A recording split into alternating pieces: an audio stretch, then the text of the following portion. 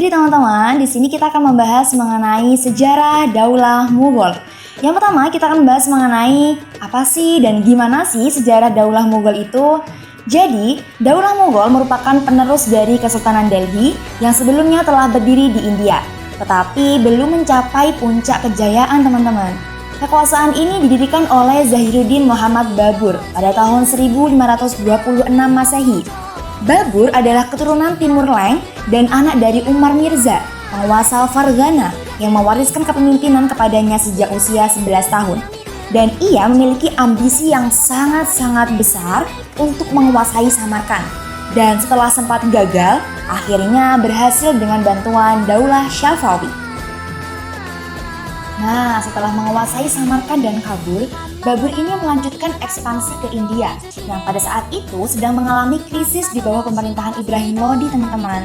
Dan dengan kondisi politik yang sangat-sangat begitu kacau, dimanfaatkan oleh Babur, apalagi setelah ia mendapatkan undangan dari Alam Khan dan Daulat Khan untuk menjatuhkan Ibrahim Lodi. Pada tahun 1525 Masehi, Babur berhasil menguasai Punjab dan kemudian bergerak ke Delhi. Pertempuran penentu terjadi dalam pertempuran Panipat, yakni pada tahun 1526 pada 21 April 1526 Masehi, yang dimana Ibrahim Lodi tewas dan Babur keluar sebagai pemenang. Kemenangan ini menandai berdirinya Daulah Mughal di India. Kehadiran Mughal membawa perubahan yang sangat begitu besar dengan memperkenalkan peradaban Islam yang baru di tengah masyarakat India yang sebelumnya didominasi oleh budaya Hindu. Selanjutnya yaitu kemajuan peradaban Islam pada masa Daulah Mughal. Yang pertama ada bidang politik dan administrasi pemerintahan. Daulah Mughal berhasil memperluas wilayah kekuasaannya hingga berbagai daerah di India sampai pada masa pemerintahan Aurangzeb. Pemerintahan daerah dipimpin Sipah, Salar, dan Faujar dengan sistem jabatan bergerak militer. Sultan Akbar menerapkan politik toleransi sulahul yang menyamakan semua rakyat tanpa membedakan agama dan etnis sehingga memperkuat kekuasaan Imperium Mughal. Yang kedua, ada bidang ekonomi, yaitu setiap perkampungan petani dikepalai oleh seorang pejabat lokal yang dinamakan muqaddam atau patel. Kedudukannya yang dimilikinya dapat diwariskan, bertanggung jawab kepada atasannya untuk menyetorkan penghasilan dan menghindarkan tindak kejahatan. Jadi, kaum petani dilindungi hak kepemilikan atas tanah dan hak mewariskannya, tetapi mereka juga terikat terhadapnya.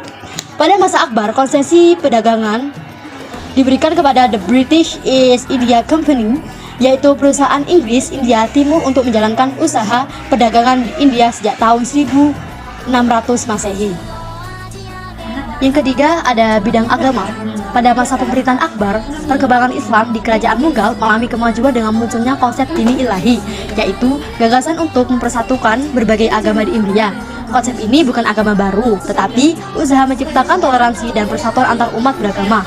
Jadi, Islam berkembang pesat terutama di Bengal karena diterima oleh masyarakat kasta rendah. Pengaruh budaya Persia yang sangat kuat terlihat dari penggunaan bahasa Persia sebagai bahasa resmi dan bahasa dakwah, sehingga terjadi perpaduan budaya Persia, India, dan Islam. Yang keempat ada bidang seni dan budaya, yang dimana kerajaan Mughal mencapai kemajuan besar dalam sastra, seni, dan arsitektur. Muncul karya sastra penting seperti Mat Mafat yang mengandung pesan kebajikan. Abu Fadl menulis Akbar Nameh dan Aini Akbari yang berisi sejarah Mughal dan pemimpinnya. Dalam bidang arsitektur, Mughal menghasilkan bangunan megah seperti Taj Mahal di Agra, Istana Fatehpur Sikri, dan berbagai masjid serta menara di Delhi, Hyderabad, dan Jaunpur. Seni taman Mughal menampilkan perpaduan gaya Asia Tengah, Persia, Timur Tengah, dan lokal. Stabilitas politik pada masa Akbar juga mendorong kemajuan ilmu pengetahuan, ekonomi, pertanian, dan industri. Pada masa Daulah Mughal, perkembangan ilmu pengetahuan tidak terlalu menonjol dibandingkan bidang seni, sastra, dan arsitektur. Banyak bangunan monumental peninggalan Mughal yang masih dapat disaksikan hingga sekarang, di antaranya strategi dan kebijakan pemerintahan Daulah Mughal. Daulah Mughal mampu membawa Islam di tengah daratan Islam yang didominasi oleh masyarakat Hindu. Dalam kurun kurang lebih 3,5 abad, Daulah Mughal dipimpin oleh beberapa sultan, di antaranya ada yang pertama, Zahiruddin Muhammad Babur 1526 sampai 1530 Masehi. Zahiruddin Muhammad Babur menjadi penguasa pertama sekaligus pendiri Daulah Mughal. Pada awal kepemimpinannya, Babur menghadapi ancaman dari kalangan Hindu yang dari awal tidak suka terhadap berdirinya Daulah Mughal. Orang-orang Hindu menggalang kekuatan gabungan, namun Babur berhasil mengalahkan mereka dalam suatu pertempuran. Sementara di sisi lainnya, dinasti Lodi berusaha bangkit untuk kembali menentang pemerintahan Babur yang dipimpin oleh Muhammad Lodi. Pada pertempuran di dekat Kugra, Babur dapat mengakhiri perlawanan Lodi pada tahun 1529 Masehi. Zahiruddin Muhammad Babur menguasai wilayah yang sangat luas, berbatasan dengan Kekaisaran Ming timur yaitu Tiongkok dan Daulah Safawiyah di barat yaitu Persia. Zahiruddin Muhammad Babur tutup usia pada tahun 1530 Masehi. Kedua, Humayun 1530 sampai 1556 Masehi. Humayun memimpin Mughal kurang lebih 26 tahun. Pada masa ini, Daulah Mughal dikatakan sebagai masa konsolidasi kekuatan periode pertama.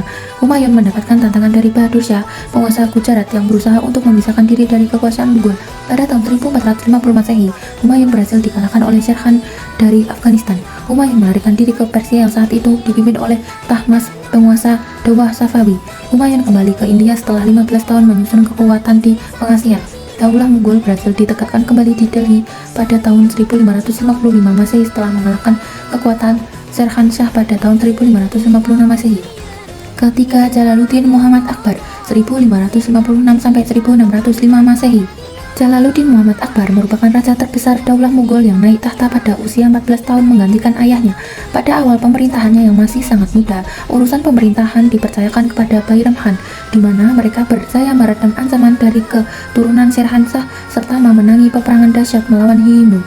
Dalam Perang Panipat II tahun 1556 Masehi, setelah dewasa, Akbar mengambil alih kuasa sepenuhnya dan meluaskan wilayah kekuasaan Mughal secara besar-besaran melalui sistem pemerintahan militeristik. Beliau juga dikenali dengan dasar yang mempersatukan berbagai etnik sehingga membuahkan peradaban maju di India sebelum wafat di Agra pada 16 Oktober 1605 Masehi. Keempat, Nuruddin Muhammad Salim atau Jahangir 1605 sampai 1627 Masehi. Nuruddin Muhammad Salim yang lebih dikenali sebagai Jahangir naik tahta 8 hari setelah meninggalnya Sultan Akbar dan memerintah selama 22 tahun. Kepemimpinannya menjadi sangat kuat dengan sokongan kekuatan tentara yang besar yang membolehkannya memadamkan semua gerakan pemberontakan dan memastikan rakyat hidup dalam keadaan aman dan damai. Sepanjang masa pemerintahannya, Jahangir berjaya menundukkan wilayah Bengala, Mewar, dan Kangra yang sekaligus mempertegas sifat kenegaraan yang diwarisi daripada ayahnya. Beliau meninggal dunia pada tahun 1627 dalam perjalanan dari Kashmir ke Lahore dan dimakamkan di Shahdarabad. 5. Shah Jahan 1628 sampai 1658 Masehi. Shah Jahan merupakan raja kelima Daulah Mughal yang masa kekuasaannya dikenal sebagai puncak kejayaan kerajaan tersebut. Beliau sangat dikenang karena kontribusinya dalam membangun struktur-struktur Mekah yang diwariskan kepada dunia seperti Taj Mahal dan Masjid Jama. Dalam menjalankan pemerintahan, Shah Jahan dikenal sangat tegas terhadap pembesar kerajaan yang tidak jujur. Ia bahkan konon menyediakan ular berbisa untuk menghukum mereka yang merugikan rakyat dan kerajaan.